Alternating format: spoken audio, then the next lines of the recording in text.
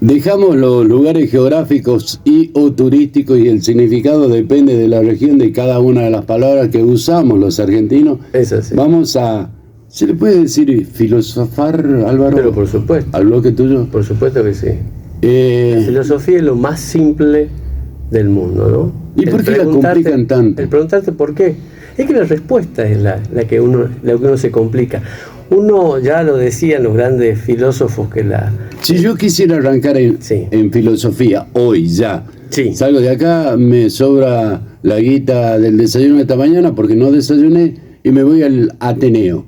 Bien. ¿Qué libro me sugerirías para comenzar a introducirme en el planeta de la filosofía? Algo básico. Primero no le sugeriría que se vaya al Ateneo. Porque me van a arrancar la cabeza. Le sugeriría que se vaya a Librería El Griego, que paso toma un cafecito ahí muy lindo. ¿Pero qué? ¿Comprar un libro y te lo invitan? Sí, le podemos decir que le inviten, ¿no? Usted tiene amistad. Ahí, sí, que le invite. Bueno, voy al Griego. ¿Qué compro? Y para el primer libro que yo le recomendaría, sin conocerlo a usted... No, algo me conoce. Bueno, pero para la gente por ahí que está escuchando, ¿no? Se compran El hombre mediocre de José Ingenieros, lo piden y empezamos a filosofar de él. Lindo, dorado, me pone en la mesa. Un argentino que se empieza a preguntar muchas cosas, porque no quieren hacer creer que la filosofía viene de Grecia, Sócrates, Platón, de las grandes culturas. No, a ver, la filosofía empieza a decir, hoy no desayuné. ¿Por qué no desayuné? Porque estaba cerrado el bar. ¿Y por qué estaba cerrado el bar? Y porque no soportaba la economía. ¿Y por qué no soportó la economía el bar? Y empezás a preguntarte, y eso es filosofar. Y cuando llegás a un punto en donde decir, la economía no soporta, ¿por qué? Porque este gobierno es un gobierno de derecha, que le importa el capital y no lo humano. Bueno, ¿y por qué está este gobierno de derecha? Porque la gente lo puso. ¿Y por qué la gente lo puso? Porque la gente se convenció de esto, porque la gente le empezó... Y empezamos a hilar tan finito, que nos puede llevar mucho tiempo, por supuesto. A ver, de las chicas y chicos que trabajaban en el bar, en la estación, yo conozco a no mínimo de 10. Claro. Entre aquellos que eran los habituales, los normales, los que estaban hasta el día de hoy. Sí. Pero debo conocer a 30. Bien. Los 30 lo votaron a Milei. Claro. Y seguramente que ellos, cuando se hagan esa pregunta del por qué, se van a dar cuenta que por qué hicieron eso, y seguramente no lo volverán a hacer. Y es ahí donde la filosofía toma ese bagaje tan importante que debemos recordar. Cuando me traían el café con leche, me decía, ¿cómo le va? Pues, aguante la libertad, carajo. Y yo les podía contestar de la misma manera ahora, que no tienen laburo. Aguante la libertad, carajo. Claro. Sí, y viene otra explicación, pero ¿por qué se mimetizaron con la idea de Milei? Y porque estaban hartos de otras cosas. También. Y te seguís haciendo preguntas y preguntas. Sí. Pero, ¿por qué me hartó? ¿Por qué odio lo que odio? ¿Me inocularon el odio? Seguramente. Tengo razones para... ¿Quiénes inocularon el odio? Por eso. Y empezamos a nosotros... Los medios de comunicación. Los medios de comunicación, entre tantos otros actores sociales. Pero nosotros desde la filosofía creo que hay que desmistificarla, decir que la filosofía es diaria, del día a día, y que en ese uso, preguntas en ese uso del por qué o el para qué, vamos a encontrar muchísimas de nuestras explicaciones. ¿Por qué me pasa lo que me pasa, por ejemplo? Exactamente, pero si nosotros creemos, como nos dicen los libros de la religión, de la literatura, como nos dicen en las mismas facultades, en las mismas universidades acá en Tucumán, que la filosofía viene de Grecia, que los grandes filósofos son Platón, Aristóteles, Sócrates, y no la filosofía popular que tenemos, y nos empezamos a escapar. ¿Qué es lo que nos está pasando? Nos están haciendo creer que todo lo que es importante en la vida es de afuera, no nos pertenece, es foráneo, es inalcanzable a nosotros, ¿no? Porque en Grecia se fundó las academias, y acá vos, Cacho Amaya, porque vas a desayunar y está cerrado el bar, ¿te querés ser filósofo? No, de eso se trata, de que todos podemos empoderarnos de la filosofía y preguntarnos por qué, el porqué de las cosas. ¿Cuál era la idea que habías tirado para Tiene que ver con esto, ¿no? En que no hay peor ciego que el que no quiere ver. Bueno, mientras vos hagas el bloque, yo me voy al ping. No se vaya, acompáñame así charlemos. Después yo lo acompaño si quiere, ¿no? Y nos vamos juntos. No, al bloque lo tenés que hacer vos solo, no pidas compañía. Bueno, está bien. Bueno, nosotros hablamos y traemos este refrán en el que dice no hay peor ciego que el que no quiere ver, y nos empezamos a preguntar nosotros por qué existe ese tipo de ceguera. Nos referimos a esto cuando decimos, mirá, Cacho Amaya, voy a abrir la heladera y la ves vacía. Pero decir, no, hay que darle tiempo a la heladera que se va a llenar solita. No, es que los otros que me llenaban la heladera eran de mentira. El queso que comía todos los días era de mentira. Ahora estoy viendo con mi ceguera la realidad de las cosas.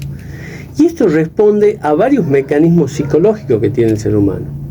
El primero de ellos es el mecanismo de la negación, es decir, no voy a hacer caso o hacer uso de las cosas que están en la sociedad para que me hagan daño. ¿Por qué me haría daño ver la realidad?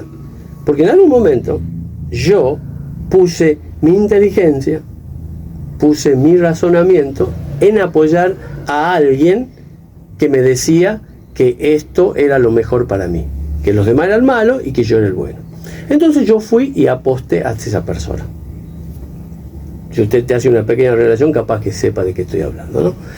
Pero empieza a jugar el mecanismo de la negación. Si no, esto es mentira, no puede ser así, ya va a estar mejor. Me generaste una duda. Sí.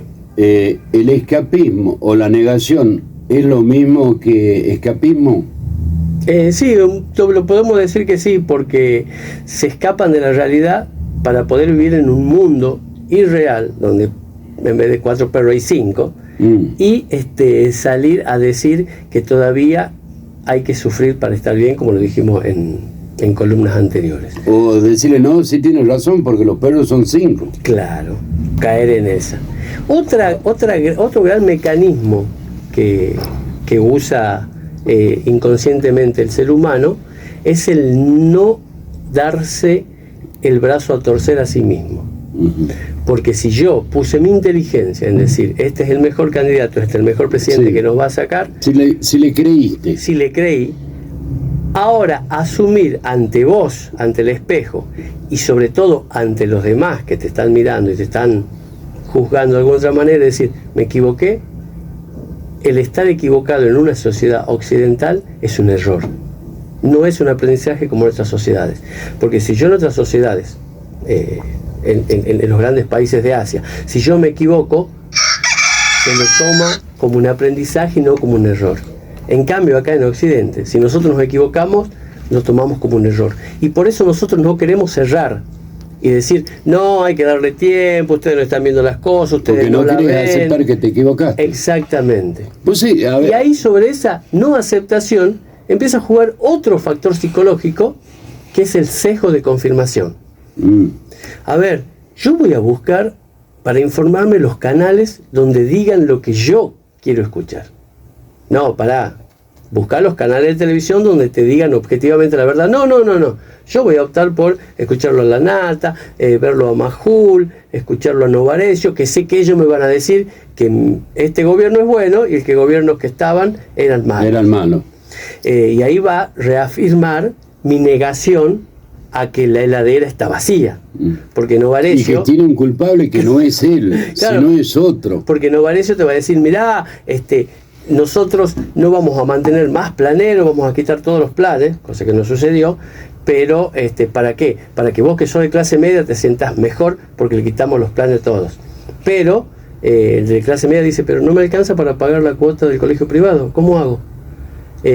Bueno, te voy a dar un plan, pero para que no seas planero vos, como te enojabas, te voy a dar un voucher. ¿Qué opinás? Un voucher. Oh, sí, me vas a dar un voucher, qué bueno. No es un plan, no es un voucher. Escuchá cómo suena, voucher. Inglés, viene de otro lado, ¿entendés? Pero juegan con ese sesgo de confirmación que te dice, yo te digo que vos no sos pobre, que no sos planero. Porque ahora tenés voucher. Sos voucher, tenés un voucher, adquirís un voucher para la escuela privada. Y empiezan a jugar con esos 3 mecanismos el ciego que no quiere ver la realidad, que la realidad está vacía, juega con esos 3 mecanismos. La negación a la realidad. Primero niego, luego me avergüenzo de mi error, porque se cree que es un error y no un aprendizaje. Porque si yo me equivoco, asiento y me voy a equivocar y sé que la próxima elección no voy a votar a esa gente. Pero no, me escapo, como decís vos, de la realidad y busco el sesgo de confirmación, que es decir, buscar los medios de comunicación o aquellas personas... Para que te den la razón. Para que me den la razón. O sea, es un círculo lamentablemente perfecto, pero muy vicioso. O sea, yo lo denominaría en el idioma básico de Villalén un boludo atómico.